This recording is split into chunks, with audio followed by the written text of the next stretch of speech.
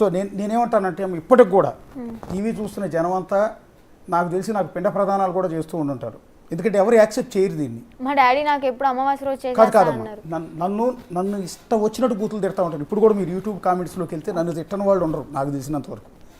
ఎందుకు అంటే నేను ఒకవేళ అఘోరీకి సపోర్ట్ చేసి మిమ్మల్ని అఘోరీతో పాటు పంపించే ప్రయత్నం చేస్తున్నానేమోనని వాళ్ళు అనుకుంటారు సహజంగా. కానీ ఒక తండ్రిగా నేను ఒక అప్పీల్ చేసుకుంటున్నానమ్మా. నేను ఒక అన్నగా, నీ అన్న హర్ష ప్లేస్లో, మీ నాన్న కోటాయి ప్లేస్లో ఉండి అడుగుతున్నాను.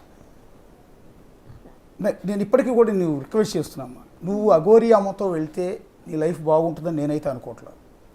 కొద్ది రోజుల పాటు ఈ అట్రాక్షన్లో కొద్ది రోజుల పాటు బాగుండొచ్చేమో. ఎందుకంటే మీరు సఫర్ అయి ఉన్నారు, కష్టాలు పడి ఉన్నారు, దెబ్బలు తిని ఉన్నారు, అవమానాలు పడి ఉన్నారు. ఇవన్నీ చూసిన తర్వాత జీవితం మీద విరక్తి, వైరాగ్యం చెంది కొద్ది రోజుల పాటు మైండ్ అలా ఆలోచించవచ్చు, తప్పేం లేదు.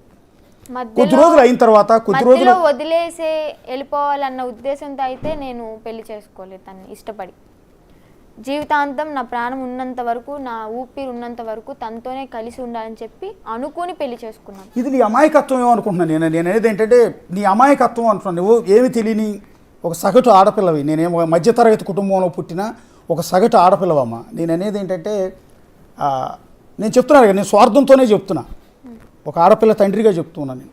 ఇది నువ్వు ఇప్పుడు ఏమీ ఆలోచించి నిర్ణయాలు తీసుకోలేని వయసు నీది, అమాయకురాలు. తండ్రిగా చెప్తున్నా అన్నారు కదా, మరి ఒక కూతురుగా నా బాధ ఎందుకు అర్థం చేసుకోవట్లేదు మీరు? ఒక తండ్రిగా మీ బాధ ఓకే ఉంటది, మరి కూతురిగా ఓకే కూతురు ఇష్టపడింది, అడుక్కునే వాడికే ఇచ్చి చేస్తాను అది ఇది చెప్పని అంటారు ఇష్టపడితే. మరి నేను తను ఇష్టపడ్డాను, మీరు ఎందుకు ఒప్పుకోవట్లేదు? నా ఇష్టం వాడికి రిక్షా దొక్కుగే వాడికి ఇచ్చి పెళ్లి చేయటం అనేది కొన్నిసార్లు జరుగుతాయి కూడా. ఇప్పుడు ఇక్కడ మీకు ఎఫెక్ట్ ఏంటంటే, లేదు నేను అంటుంది వినండి, ఇప్పుడు మీరందరూ అనుకునేది ఎఫెక్ట్ ఏంటంటే మీ అందరికి తను అబ్బాయి కాదు కదా, అంతే ఉంటుంది, తను స్త్రీ కదా, ప్రకృతి విరుద్ధం కదా అని అలా అని మీరు అనుకుంటున్నారు. కానీ మేము ఇష్టపడ్డా మా మనసులు కలిసాయి కాబట్టి మేము భార్యాభర్తలుగా అనుకున్నాం. అదే బాధ ఉంటుంది కదమ్మా. ఇప్పుడు ఒక కోటయ్య, నేను ఒక కోటయ్యని, మీ అమ్మ స్వరూపమ్మ. ఇప్పుడు కోటయ్యని స్వరూపని లోకమంతా ఎలా చూస్తుందంటే, ఈ కూతుర్ని పెళ్లి చేయలేక అటు ఆడమగ గానోడితో పంపించేశారు. అలా అనే వాళ్ళకి నేను ఒకటే చెప్తాను, మా అమ్మ నాన్న పంపించలేదు, నా ఇష్టపూర్వకంగా వచ్చాను. మీరు దయచేసి మా పేరెంట్స్ని అనొద్దు. అంటే నన్ను అనండి, ఏదైనా వాళ్ళ తరపు కూడా అనాలి అనుకుంటే నన్నే అనండి, తిట్టండి, పర్లేదు. కానీ మా పేరెంట్స్ మాత్రం అఘోరీ అమ్మతో నువ్వు వెళ్ళిపోయిన తర్వాత మీ అమ్మ నాన్న మీ బంధువులకి వెళ్ళగలరా? ఊళ్ళో మంగళగిరిలో ఫంక్షన్ జరిగింది, ఆ ఫంక్షన్కి అటెండ్ అవ్వగలరా? మీ బంధువులతో ఎవరితోనే కలవగలరా అంటే ఒక నెల 2 నెలలు అంతే కదా, తర్వాత అంతా నార్మల్ ఉంటుంది కదమ్మా. ఇప్పుడు మీ అమ్మా నాన్న నేను మధ్యలో వాళ్ళని కలవను అని చెప్పట్లేదు కదా. కాదమ్మా, మీ అమ్మా నాన్న ఏమనుకుంటారంటే రేపొద్దున సంక్రాంతి పండగకి నువ్వు మీ భర్త ఇద్దరు కలిసి వస్తున్నావు అని ఫోన్ చేస్తే మీకోసం మీ అమ్మ పండగకి దాన్ని ఏమంటారు తినేసా పిండి వంటలన్నీ చేసి నీ కోసం సిద్ధం చేయాలి. రేపొద్దు నీకు పాపో బాబో పుడితే వాళ్ళని ఎత్తుకొస్తే వాళ్ళతో కోటయ్యను స్వరూప ఇద్దరు కలిసి ఎత్తుకుని ఆడుకోవాలి. మీ మేనమామ మీ అన్నయ్య హర్ష వాడు మేనల్లుడు మేనగోడతో ఆడుకోవాలి.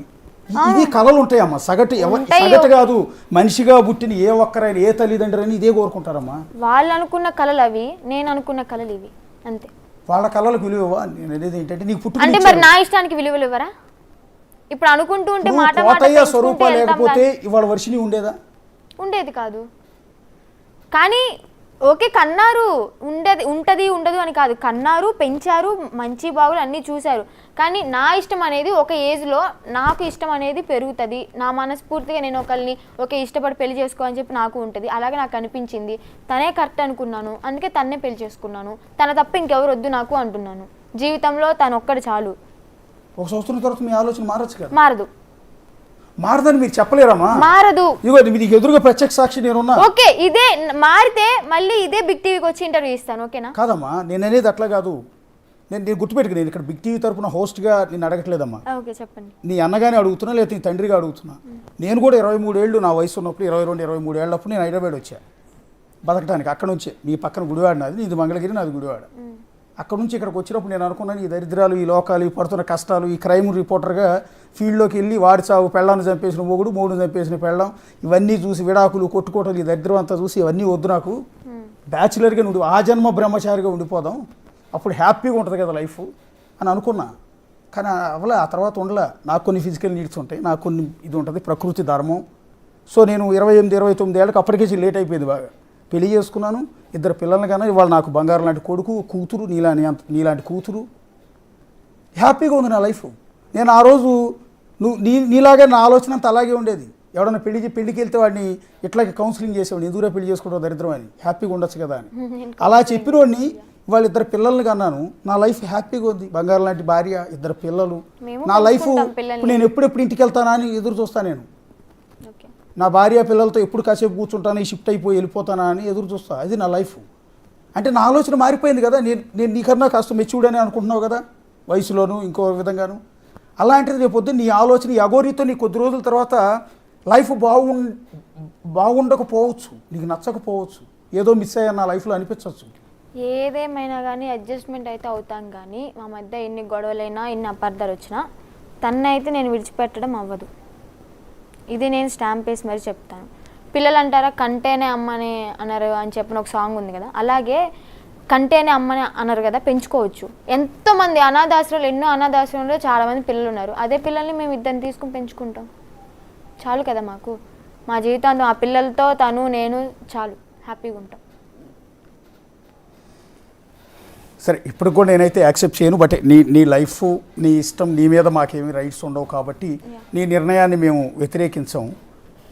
కానీ నేనేమంటానంటే ఇంతలా అఘోరి అంటే ఎందుకు అంత ఇష్టం నీకు అని, నేనేది ఎందుకు, ఏమి నచ్చింది, ఎన్ని రోజులు పరిచయం మీకు ఆయనకి అసలు? ఎందుకు అంటే చెప్పలేను, కానీ చాలా ఇష్టపడ్డాను. నా మనసుకి నచ్చేసారు అంతే. నా మైండ్కి కాదు, నా మనసుకే నచ్చేసారు. అంటే ఎక్కడమ్మా ఇప్పుడు మీకు? అంటే నేను ఒకటే చెప్తాను, మనిషిని ప్రేమిస్తే మట్టిలో కలిసిపోయేంత వరకే, లేదా ఇంకో మనిషి వచ్చేంత వరకే. అదే మనసు కలిసి ప్రేమిస్తే అది ప్రాణం పోయేంత వరకు ఉంటుంది ఆ బంధం. అలాగే మేము మనసుతో ప్రేమించుకుంటున్నాం కాబట్టి మా బంధం ప్రాణం పోయేంత వరకు ఇలాగే ఉండాలని చెప్పి కోరుకుంటున్నాను. లోకంలో అట్లా లేదమ్మా. ఓకే, మేము చట్టబద్ధంగా వెళ్తాము, ఉంటే నువ్వు అనుకుంటున్నట్టు ఒకరితోనే ప్రేమ అనేది లేదు. వాళ్ళు ఒకళ్ళని పెళ్లి చేసుకుంటున్నారు, ఒక మగవాడు 4-5తో ఎఫ్ఐఆర్ పెట్టుకుంటున్నాడు. అట్లాగే లేదు, ఇవన్నీ చాలా మందిని మెయింటైన్ చేస్తున్నావు, చాలా ఫ్యామిలీ. నువ్వు అనుకున్నట్టు ఒకళ్ళతో ప్రేమ ఉన్నట్లే ఈ రోజుల్లో. నేను ఆడవాళ్ళ కోణంలోంచి అంటలేదు కానీ మగవాళ్ళ కోణంలోంచి అంటున్నా. పైకి శ్రీరామచంద్రులా కబుర్లు చెప్తారు కానీ 4-5 మెయింటైన్ చేస్తున్నారమ్మా ఇల్లీగల్ కానీ. సో ఒకళ్ళతో ప్రేమ అనేది ఎక్కడ ఉండట్లేదమ్మా. నేను అంటున్నది ఏంటంటే నువ్వు అన్నది అది నిజం కాదేమో అనిపిస్తుంది నాకు. అది ఏమో నాకైతే నిజం, మేమైతే నమ్మాము, ఒకరినొకరు ఇష్టపడ్డాము. ఇప్పుడు ఈ అఘోరి అమ్మ మీ ఇంటికి వచ్చినప్పుడే పరిచయం, 4 రోజుల పాటు మీ ఇంట్లో ఉన్నారు. జనసేన పార్టీ ఆఫీస్ దగ్గరికి వెళ్ళి ఆయన ఆ రోజు ప్రొటెస్ట్ చేసినప్పుడు పోలీసులు తీసుకెళ్లిపోయారు. కారు ఏదో రిపేర్ వస్తే మంగళగిరిలో సర్వీస్ సెంటర్కి ఇచ్చారు. ఆ రోజు అక్కడ గొడవ కూడా అయింది. మీడియా వాళ్ళు వెళ్ళి వీడియోలు తీస్తుంటే వాళ్ళని కొట్టడానికి కూడా వచ్చారు ఆయన. ఆ రోజేనా? అప్పుడేనా పరిచయం? ఆ రోజు పరిచయం. అప్పటి నుంచి అంతకుముందు మీకు తెలియదు? వీడియోస్ చూసేదాన్ని నార్మల్గా, అంతకుముందు తెలిసి డైరెక్ట్గా కలవలేదు కానీ వీడియోస్ చూసేదాన్ని. అప్పుడు మీ ఇంటికి తీసుకెళ్లారు అంటే ఆమె అడిగి మంగళగిరి వచ్చి అక్కడ పోలీసులతో గొడవ అయినప్పుడు ఇంటికి తీసుకొచ్చాం. అంటే విష్ణు తీసుకొచ్చాడా, మీరు తీసుకెళ్లారా? అది ఫస్ట్ విష్ణన్నయ్యకే. ఫస్ట్ గొడవ అయినప్పుడేమో విష్ణన్నయ్య నెంబర్ తీసుకొని ఓకే ఆమె వెళ్ళిపోయినప్పుడు మాట్లాడుతూ ఉండేవాడు. ఆ గొడవ అయిన నెల తర్వాత ఆమె మళ్ళీ సడన్గా టోల్గేట్ దగ్గర, మంగళగిరి టోల్గేట్ దగ్గర కార్ రిపేర్ వచ్చి ఆగిపోయింది. అప్పుడు విష్ణన్నయ్య సూర్యాపేటలో ఉన్నాడు. విష్ణన్నయ్య నాకు కాల్ చేసి, అప్పుడు నేను యాంకరింగ్ చేస్తున్నా, Jan 9th ఆ రోజు కాల్ చేసి, నేను ఒక రెస్టారెంట్లో తింటున్నా, అఘోరమ్మ కారు ఆగిపోయింది అక్కడ, వెళ్ళిపో అర్జెంటుగా వెళ్ళి అంటే ఇంకా రెస్టారెంట్ నుంచి నేను మా హర్షన్నయ్య టోల్గేట్ దగ్గరికి వెళ్ళి ఆమె కార్ రిపేర్ ఏదో ఉంటే సైడ్కి పార్కింగ్ చేసి, నైట్ అయిపోయింది కదమ్మా ఇంటికి రండి అని చెప్పండి. విష్ణన్నయ్య కూడా ఒక మా ఇంటికి తీసుకెళ్ళని చెప్పని అనడం జరిగింది. వాళ్ళ ఇంటికి తీసుకెళ్ళాము, అక్కడ ఉన్నారు 1 వీక్, తర్వాత వెళ్ళిపోయారు. మళ్ళీ తర్వాత 1 వీక్ తర్వాత వచ్చారు. అప్పటి నుంచి ఇంకా కాంటాక్ట్లో ఉండడం అలా జరిగింది. ఆ రోజు కనుక విష్ణు ఫోన్ చేసి అఘోరి అమ్మ దగ్గరికి వెళ్ళి తీసుకురా అని చెప్పకపోయి ఉంటే నీ లైఫ్ వేరుగా ఉండేది. ఇప్పటికీ విష్ణు అన్న దగ్గర దెబ్బలు తింటూ ఉంటుందాన్నేమో, అదే నా జీవితం అయిపోయేదేమో. ఈమె వచ్చింది కాబట్టి నా లైఫ్ ఇంత హ్యాపీగా చేంజ్ అయిందేమో, నేనైతే అదే అనుకుంటాను. ఓకే, ఒక నరకం నుంచి బయటపడ్డానని నేను అనుకుంటాను. ఈ కోణంలోంచి ఈ పాయింట్ ఆలోచిస్తే నేను 100% యాక్సెప్ట్ చేయాల్సింది. ఎందుకంటే మీరు అన్నారు ఆ పాయింట్ చూసారా, ఇది ఒకవేళ అఘోరి పరిచయం కాకపోయి ఉంటే ఈ రోజు కూడా విష్ణు చేతిలో దెబ్బలు తినాల్సి తన కాళ్ళకి తను చెప్పిన మాట వినేదాన్నేమో. అది అన్నాడు కదా మీడియా డైరెక్ట్ మా అమ్మ వాళ్ళ ముందే అన్నాడు, నా కాళ్ళ కింద బతకాలి, చస్తే అది నా చేతిలోనే చావాలి. అంటే చంపే హక్కు కూడా ఇచ్చారా? మా అమ్మ నాన్నకే లేదు హక్కు, తనకి ఎలా ఇస్తాను నేను? ఇప్పటికైనా విష్ణు మిమ్మల్ని వదిలిపెట్టేస్తాడన్న నమ్మకం ఉందా మీకు? వదిలిపెట్టాలి 100%. వదిలిపెట్టకపోతే నేను ఊరుకోను. ఏమో మొన్నట్లాగా మళ్ళీ వచ్చి ఈడ్చుకురావచ్చు మిమ్మల్ని? అస్సలు లేదు.